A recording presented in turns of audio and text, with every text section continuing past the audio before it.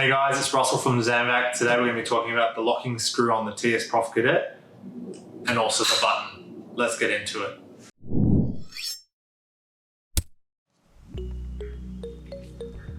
So we're going to demonstrate what this locking screw is for and why you should be using it every time you set up your Kadet system. Once the upright arm is engaged and clicked in with the button click, you'll notice that there is some play. This is why this screw was implemented into the system. All we need to do is screw it all the way up so the screw is touching the base of the system, and now you'll see there is no vertical play within the shaft. Make sure to unscrew it when you've finished sharpening. That way the button will then re-engage.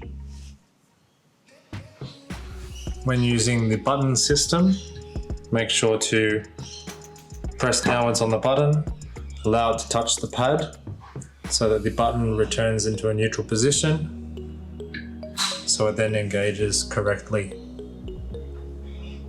If you've enjoyed today's video, make sure to like, share and subscribe to our channel. Hit that notifications bell. For more information about the Tsprof Kadet, go to zanvac.com.au.